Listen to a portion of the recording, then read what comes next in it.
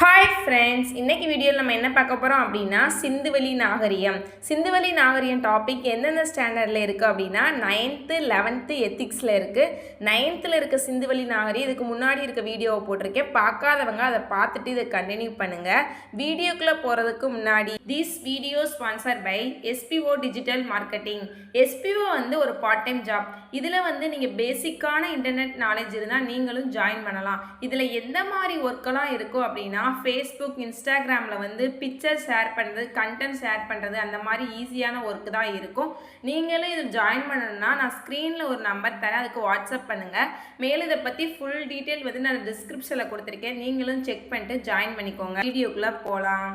Skip பண்ணாதீங்க. பெரிய தப்பு. தினம் 300 ரூபாய் சம்பாதிக்க அரிய வாய்ப்பு. இன்ஸ்டாகிராம், ஃபேஸ்புக் பயன்படுத்த தெரிந்தால் போதும். Content post and content publishing மூலமா தினம் 300 ரூபாய் சம்பாதிக்கலாம். இந்த வேலை செய்ய 5 நிமிடம் போதும். Work training support, group communication support, all language customer live chat support, முக்கியமா சொந்தமா ஒரு பிசினஸ் ஸ்டார்ட் பண்ற அளவுக்கு உங்களால கற்றுக்கொள்ளவும் முடியும், சம்பாதிக்கவும் முடியும். இந்த வேலை வாய்ப்பு வழங்குவது 5 வருடத்திற்கு மேல ரன் ஆகிட்டு இருக்க நம்ம தமிழ்நாட்டு company school of business organisation private limited. மேலும் விவரங்களுக்கு டிஸ்கிரிப்ஷன்ல கொடுத்திருக்க நம்பருக்கு வாட்ஸ்அப் பண்ணுங்க.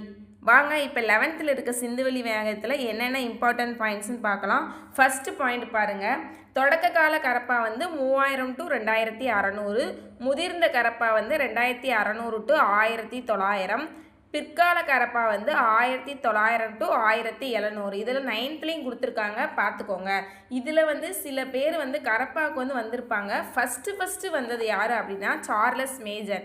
எந்த வருஷம் அப்படின்னா 1826, அந்த வருஷத்தை பார்த்துக்கோங்க. அடுத்து வந்து அம்ரி வருவார் 1831.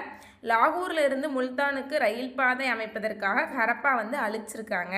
அடுத்து வந்து ஹரப்பாவில் வந்து எந்தெந்த வருஷம்லாம் பார்வையிட்டாங்க அப்படின்னா 1853, 56, 75, இந்த 3 வருஷத்தையும் பார்த்துக்கோங்க.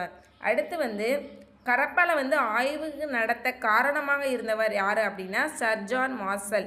இவர் தான் இந்திய தொல்லியல் துறையின் இயக்குனராக பொறுப்பேற்றார். அந்த பாயிண்ட் ரொம்ப முக்கியம், பார்த்துக்கோங்க. அதுக்கடுத்து இந்த சொன்ன மாதிரி வடக்க தெற்கெல்லாம் என்னென்ன இருக்குது, இது வந்து பொறுத்துகளை கேட்டிருக்காங்க, அதனால் இதை பார்த்து வச்சுக்கோங்க. எதுக்கு நான் சொல்கிறேன், மேற்க வந்து சர்ஜோட்டா, வடக்கே ஷார்ட்டுகை, கிழக்கே ஆலம்கீர், தெற்கே டைமுபாத். இந்த இதெல்லாம் பார்த்து வச்சுக்கோங்க, ஏன்னா முக்கியமாக கேட்பாங்க. அடுத்து வந்து கரப்பா எங்கே இருக்குது அப்படின்னா பஞ்சாப் பாகிஸ்தான், மொகஞ்சதாரோ சிந்து பாகிஸ்தான், டோலோவிரோ குஜராத் இந்தியா, காலிபங்கன் ராஜஸ்தான், லோத்தல் குஜராத், பனவாலி ராஜஸ்தான், ராய்கரி ஹரியானா, சர்கோட்டா குஜராத். இது எதெல்லாம் குஜராத்தில் இருக்குது, எதெல்லாம் ராஜஸ்தானில் இருக்குதுன்னு பிரித்து ஒரு தடவை எழுதி வச்சு அதுக்கு ஏதாச்சும் கோடு வச்சுக்கிட்டிங்கன்னா உங்களுக்கு வந்து எப்பயுமே மறக்காது, அதை பார்த்து வச்சுக்கோங்க. அடுத்து கீழே இருக்க பாயிண்ட் பாருங்கள். கரப்பா மக்கள் கட்டுவதற்காக சுடாத செங்கற்களையும் கற்களையும் பயன்படுத்தின, அந்த வேர்டு வந்து ரொம்ப முக்கியம். அடுத்து வந்து கரப்பா மக்கள் இரட்டை பயிரிடல் முறையை பின்பற்றினாங்க. உழவுக்கு கலப்பையை பயன்படுத்தினாங்க. உழுத நிலங்கள் வந்து காலிபங்கனில் காணப்படுது, நேற்றும் பார்த்தோம், இதுலேயும் கொடுத்துருக்காங்க. பாசனத்துக்கு கால்வாய் கிணறை பயன்படுத்தினாங்க அப்படி சொல்லி கொடுத்துருக்காங்க. அந்த பாயிண்டையும் நோட் பண்ணி வச்சுக்கோங்க, ஓகேவா. அடுத்து கரப்பா பயன்பாட்டுக்கு குதிரை இல்லை, மாடு வந்து செபுன்னு அழைக்கப்பட்டது, நேற்று கூட அந்த பாயிண்ட் பார்த்தோம்.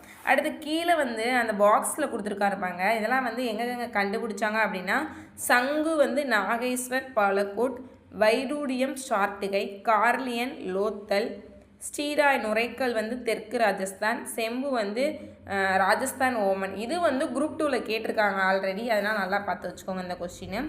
ஹரப்பா நாகரிகம் வெங்கலக்கால நாகரிகம் ஆகும்.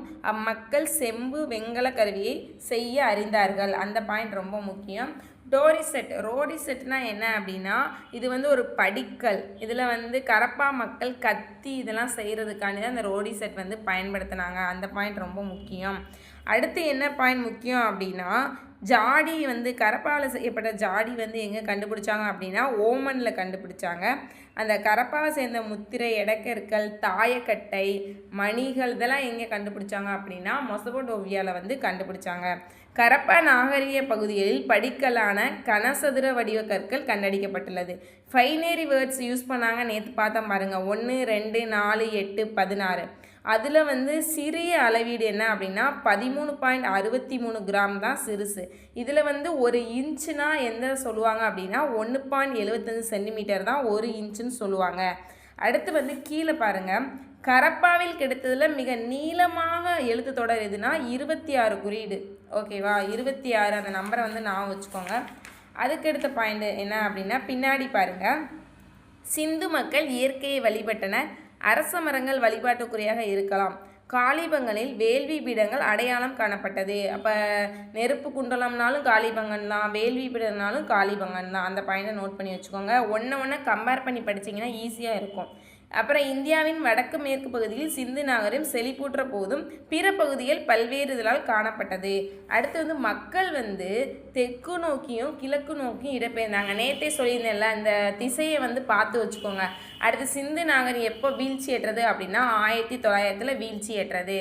அதுக்கடுத்து கீழே பாருங்கள். பழந்தமிழகத்தை சேர்ந்த ஊர்களான அரிக்கமேடு, கீழடி, உறையூர் போன்றவை இந்தியாவில் நடந்த 2ஆம் நகரமைக்கல் ஆகும். இது தோன்றியதுக்கு அப்புறம் 1200 வருஷம் கழிச்சு தான் இந்த அரிக்கமேடு, கீழடியெல்லாம் தோன்றியிருக்கு. இந்த பாயிண்ட் வந்து 9th இருக்கும். நானும் இதை கம்பேர் பண்ணி சொல்கிறேன் உங்களுக்கு ஈஸியாக இருக்கிறதுனால. அதுக்கப்புறம் நீங்கள் சொல்கிற மாதிரி பின்னாடி வந்து ஒன் வேர்ட் அட்டாச் பண்ணியிருக்கேன். இதை பார்த்து நீங்களும் குறிச்சிக்கோங்க. நாளைக்கு வந்து நம்ம எத்திக்ஸில் இருக்க சிந்துவெளி நாகரிகம் பார்க்கலாம். அது கொஞ்சம் பெருசு, அதனால் வீடியோ கொஞ்சம் லென்த்தாக தான் போகும்.